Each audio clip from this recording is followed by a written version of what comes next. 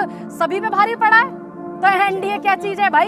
India जो है पड़ोसी मुल्कों पे भारी पड़ा है। इंडिया तो जब मीटिंग करने जाता था, जब समय होता था, दौर होता था ये इंदिरा जी का, नरसिम्हा राव जी का, अटल जी का, या हमारे ये कह दीजिए राजीव जी का, या नेहरू जी का, या शास्त्री जी का, प्रधानमंत्री जब थे मीटिंग करने जाते थे विदेशों में तब भारी पड़ता था इंडिया विदेशों में। तो इंडिया में आपके पास सिर्फ बीजेपी में एक चेहरा नजर आता है और हमारे पास 50 चेहरे हैं। ठीक, और दूसरी बात हमारे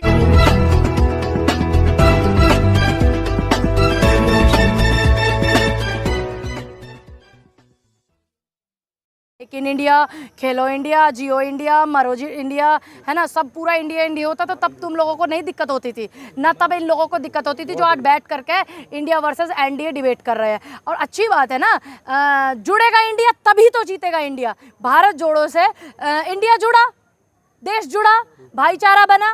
ठीक, और अब 24 में बारी है, जीतेगा इंडिया। तो यानी कि 24 में तैयारी है, इंडिया जीतेगा। जितने विपक्ष के 29 जो पार्टियों के लीडर वहाँ पहुँचे हैं, तो वो सभी मिलकर के एक देखिए, अगर कोई भी सिस्टम पर हावी ज़्यादा हो जाता है या सिस्टम पर कब्ज कर लेता है या जिसके मन में तानाशाह आ जाता है, तो उससे जीतने के लिए परिवार के सदस्यों को एक होना पड़ता है। लेकिन प्रधानमंत्री की वैकेंसी खाली नहीं है। वैकेंसी खाली नहीं है। अब वैकेंसी होने लगी प्रधानमंत्री जी की। अच्छा, तो मतलब जनता का कोई मोल नहीं रहा, जनता के वोट का कोई मोल नहीं रहा। अब जनता के वोट का मोल नहीं है क्या? जनता का मोल नहीं है? इस हिंदुस्तान में संविधान का मोल नहीं है कि ये वैकेंसी भरेंगे उस पर परमानेंट चिपक जाएंगे तो चिपके रहेंगे? आप लोग भी तो ये बयान बताइए किसका है? ये बयान बताइए किसका है कि वैकेंसी खाली नहीं है? जनता नहीं बोल रही है, आप बोल रहे हैं पत्रकार महोदय। आप इतना ना ज्यादा चुल्ली कीजिए अपने। क्यों? क्या नहीं किया कांग्रेस ने 70 साल में? आपको 3 साल से गिनवा रहे हैं हम, आप गिनवाओ 9 साल का कार्यकाल, गिनवाइए। क्या मैम 9 साल बेमिसाल? बिल्कुल आपने सही कहा कि बीजेपी के 9 साल बेमिसाल। बेरोजगारी से युवाओं का बुरा हाल, शिक्षा जो है उसका बुरा हाल, स्वास्थ्य सुविधाओं का बुरा हाल, बाढ़ में पीड़ित लोग उसका बुरा हाल जो सड़कों पे बैठे हुए हैं, महंगाई से जनता का बुरा हाल, किसानों की जो फसलें बर्बाद हुई उनको 1 टका नहीं दिया इन्होंने, किसान का बुरा हाल। वाकई 9 साल बेमिसाल मोदी सरकार के। वो प्रधानमंत्री कह रहे हैं कि मीटिंग हुई है, कट्टर भ्रष्टाचारियों की मीटिंग बता रहे, सम्मेलन बता रहे प्रधानमंत्री। अब आप एक बात बताइए, जब आप मीटिंग करते, बेटा आप करें मीटिंग तो बहुत बढ़िया है ना, मतलब तुम्हारा कुत्ता टॉमी और हमारा कुत्ता कुत्ता, ये क्या तरीका है कि मतलब तुम वीआईपी शब्द जोड़ दो, तुम मीटिंगें करो, तो तुम्हारी मीटिंग में स्पेलिंग MITING नहीं है, हमारी में मीटिंग की स्पेलिंग गलत है क्या? अगर विपक्ष मीटिंग कर रहा है तो उसमें स्पेलिंग गलत है, या वे नेता हिंदुस्तान के नहीं है, या वे नेता हिंदुस्तान में उन्होंने अपना वर्चस्व नहीं दिखाया, या जनता ने उन्हें वोट देकर नहीं जिताया, जनता ने MLA MP उनके सरकार नहीं बनाई, क्या नहीं बनाया उन्होंने? कट्टर भ्रष्टाचारी बता रहे हैं। कट्टर का क्या मतलब होता है? आप कट्टर का समझाइए मुझे, मतलब क्या है? आपसे ज्यादा अपने देश के प्रति अगर अपनी जनता के प्रति अगर कोई कट्टर होता है तो वो होना चाहिए इस देश के प्रति और इस जनता के प्रति। मैडम एनडीए के साथ 38 पार्टी है। अच्छा, आपके साथ 26? तो क्या हुआ?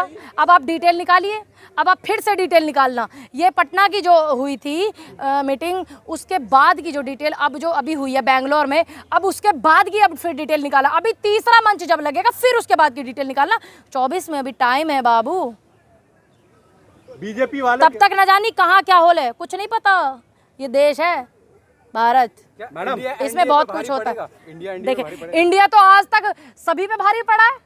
तो एनडीए क्या चीज़ है भाई? इंडिया जो है पड़ोसी मुल्कों पे भारी पड़ा है। इंडिया तो जब मीटिंग करने जाता था, जब समय होता था, दौर होता था ये इंदिरा जी का, नरसिम्हा राव जी का, अटल जी का, या हमारे ये कह दीजिए राजीव जी का, या नेहरू जी का, या शास्त्री जी का, प्रधानमंत्री जब थे मीटिंग करने जाते थे विदेशों में तब भारी पड़ता था इंडिया विदेशों में। तो इंडिया में जो करप्ट लोग बैठे हुए, तो क्या इंडिया उन पे भारी नहीं पड़ेगा? कैसी बातें करते हैं आप? उनकी सुरक्षा चली गई है, अब तक कोई राहत नहीं मिली है, तो चेहरा कौन है आपके पास? क्यों हमारे पास चेहरे कम है?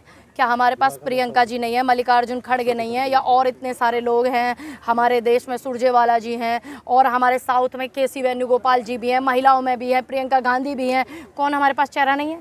आपके पास सिर्फ बीजेपी में एक चेहरा नज़र आता है और हमारे पास 50 चेहरे हैं। ठीक, और दूसरी बात, हमारे जो मीटिंग हुई है उसमें भी चेहरे हैं, नीतीश जी भी हैं, और भी बहुत सारे हैं, शरद जी भी इसमें थे, वो भी थे, वो भी चेहरे हैं। और सिर्फ भारतीय जनता पार्टी के पास में, मौजूदा सरकार के पास में एक ही चेहरा है, मोदी। मोदी उसके पीछे बवाल काट रखा है। बीजेपी बोलती है मैडम कि चोरों की बारात निकली है, दूल्हा कौन है ये तो बताओ।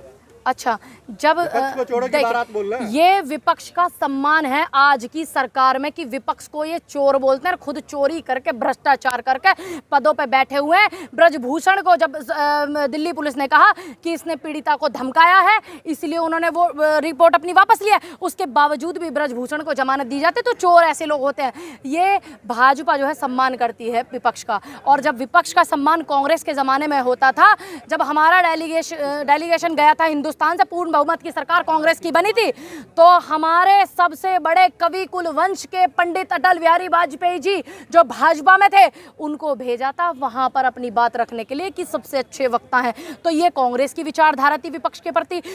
श्यामा प्रसाद मुखर्जी 2 ऐसे मंत्रियों को शपथ दिलाई थी कांग्रेस ने पूर्ण बहुमत से होने के बावजूद, और ये आज विपक्ष को इतनी घृणा से देखते हैं, इतनी घृणा करते हैं विपक्ष से। तो ये इनकी सोच है, हमारी नहीं है, ये इनकी सोच है। हमने जब इनकी देश में 2 ही सीटें थी, तो हम तब से इनके नेताओं का सम्मान करते हैं। अगर राजीव गांधी इस बात को बोलते कि मैंने अटल जी को भेजा था इलाज कराने के लिए, तो बात बड़ी हल्की होती। लेकिन जब अटल जी ने बोला था कि मुझे राजीव गांधी जी ने भेजा था कि आप जाइए, वहाँ बेहतर इलाज होगा और आप जैसे नेता देश में होने चाहिए, तो ये बात का वजन बढ़ जाता। तो ये सोच थी कांग्रेस के नेताओं की विपक्ष के प्रति, ये सम्मान था। और आज आप विपक्ष के लिए इस तरीके की चीजें बोल रहे हैं।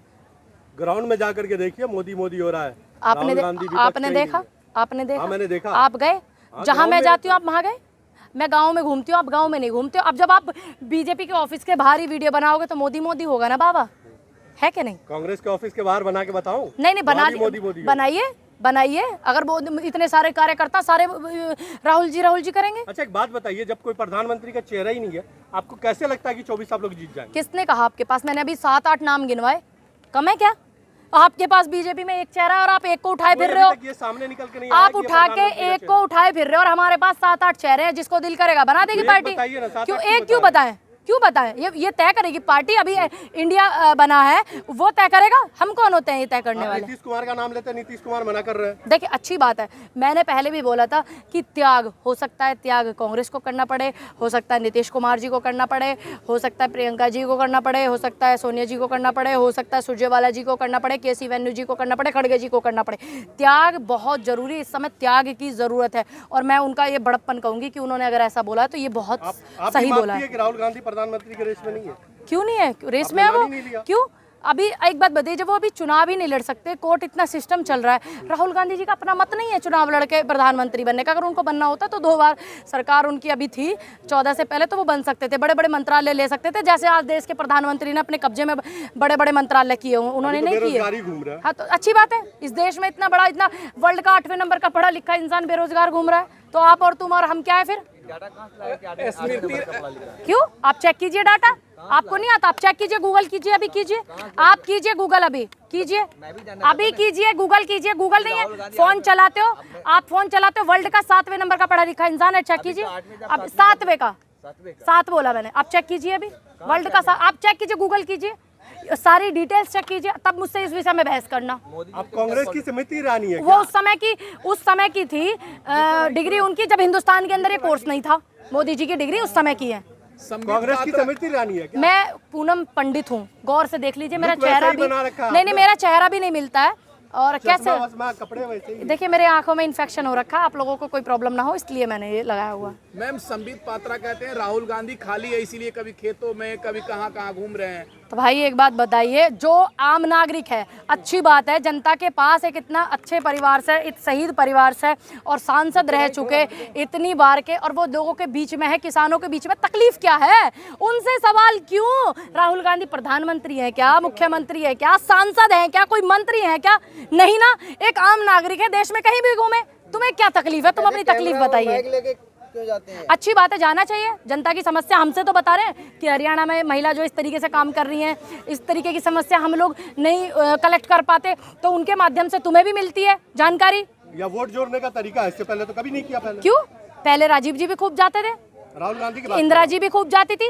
राहुल जी, मैं 2014 की जो चुनाव थी उससे पहले एक रैली मेरठ में हुई थी, बहुत बड़ी रैली हुई थी राहुल जी की, और उसी दौरान जो है ये सत्ताधारी पार्टी के नितिन गडकरी जो है उनकी भी रैली उस दौरान हुई थी मेरठ में, तो वहाँ भी लोगों से मिलने के लिए गए थे। पहले ट्रक पे कब चढ़े राहुल गांधी जी, ये बताइए। अब एक बात बताइए, अगर आने वाले समय में वो कुछ किसी के लिए करना चाह रहा है तो कोई दिक्कत है आपको? तकलीफ है? तकलीफ है अगर कुछ करना? दिक्कत क्या है? दिक्कत क्या है आपको? आप दिक्कत बताइए। अगर वो लोगों के बीच में बैठ रहे हैं, किसानों के, ट्रक ड्राइवरों की समस्या सुन रहे हैं, तो तकलीफ क्या है? मोदी जी को भाई अभी जो है संसद में जो आवाज उठाते थे, ठीक, जब उनके पास संसद का टाइम था, आज सड़क पे आवाज उठा रहे हैं जनता की, तो दिक्कत क्या है आपको? मोदी जी क्या लग रहा है कि मोदी जी चढ़े का ट्रक में, चले के 4,500 की यात्रा पैदल की मोदी जी ने भारत को जोड़ने के लिए की? नहीं ना, वो बेरोजगार थोड़ी नहीं है, काम करते हैं। राहुल गांधी जी की तरह वो बेरोजगार है क्या? हाँ तो उनका तो ठीक चल रहा है, बिल्कुल ठीक चल रहा है। 10-10 लाख के सूट पहन रहे हैं। हाँ तो अभी संसद में हमारी आवाज उठाते थे राहुल गांधी, अब सड़क पे उठा रहे हैं, तो तुम तकलीफ बताओ तुम्हें क्या है? क्या लग रहा है, आप गलियों में घूम रही हैं, 2014 में बदलाव होगा या फिर मोदी जी आएंगे? 2014 में जी रहे हो क्या आप? 24 में। हाँ बिल्कुल, इंडिया जीतेगा, जुड़ेगा इंडिया तो जीतेगा इंडिया बॉस, क्योंकि चक दे इंडिया, इस देश में ही नहीं पूरे वर्ल्ड में इंडिया सब पे भारी है, तो जीतेगा इंडिया। आप पर भरोसा क्यों करें, जनता क्यों करे? क्यों, क्या नहीं किया हमने? क्या नहीं किया भाई? ये आज आप क्या है परिवारवाद बताइए? क्या सोनिया गांधी जी ने अपने बेटे को प्रधानमंत्री बनाया था? क्या अपनी बेटी को प्रधानमंत्री बनाया था सोनिया जी ने जब सरकार बनी? क्या रिहान वाड्रा को प्रियंका गांधी ने अपने बेटे को MLA बनाया? इसको परिवारवाद नहीं कहते। परिवारवाद इसको कहते हैं गृह मंत्री का बेटा BCCI का चेयरमैन, राजनाथ सिंह जी का बेटा नोएडा का विधायक, और ये टैनी का बेटा विधायक मंत्री, ठीक, और खुद टैनी, इसको परिवारवाद कहते हैं बॉस। क्या बनाया सोनिया जी ने अपने बेटे को प्रधानमंत्री? क्या एक भी मंत्रालय दिया अपने बेटे को, जबकि वो सांसद थे चुने हुए? क्या दिया उन्होंने? नहीं ना, इसको परिवारवाद नहीं कहते। क्या सोनिया जी को बनाया प्रधानमंत्री? नहीं ना, तो फिर आप कैसे कहते हैं परिवारवाद? क्या खड़गे जी गांधी परिवार से? खड़गे जी को अध्यक्ष बना रखा, तुम क्यों नहीं बनाते अपना एक दलित अध्यक्ष, राष्ट्रीय अध्यक्ष बनाइए दलित, और महिला बनाइए, बल्कि पता तो तब चलेगा ना कि कौन कितने दलितों के हित में, कौन कितना महिलाओं के हित में है। राष्ट्रपति महिला बनाए नहीं है, राष्ट्रपति जी कैसी? मैं राष्ट्रपति आदिवासी समाज से राष्ट्रपति जो है मैं उनका सम्मान करती हूँ, लेकिन अगर आप भूमि पूजन करने जा रहे हो और उनको पूछ नहीं रहे हो, ये कहाँ का दौर है बॉस? और आदिवासियों के ऊपर पेशाब करा जा रहा है, और हमारी जो महामहिम है वो कुछ नहीं कह रही हैं, वो कोई एक्शन नहीं ले रही थी, ठीक, और आदिवासियों को घसीट करके नंगा करके पीटा जा रहा है, आदिवासी के ऊपर पेशाब किया जा रहा है। ये दौर है आदिवासियों का आज है? आदिवासी की आवाज किसने उठाई सरकार ने आवाज। डुप्लीकेट ला करके बिठा करके आप पैर धोने में लगे हुए, 50 लाख लोग बेघर हैं, पुनर्वास नहीं दिए गए, 22 साल से सरकार है उनकी मध्य प्रदेश में, तब चलवाया गया अपने जवाई की तरह। पहले उसको ले जाया जा रहा था, जब विपक्ष ने घेरा तब जा करके इतनी ज्यादा चीजें हुई, ठीक है। आपकी हरकतें ही ऐसे क्यों करते हैं आपके नेता ही लड़कियों का शोषण क्यों करते हैं? आज मंत्रिमंडल में सत्ताधारी पार्टी में इतने नेता MLA विधायक MP हैं, सबके रिकॉर्ड चेक करके देखिए कितनों पे बलात्कार के मुकदमे चल रहे हैं।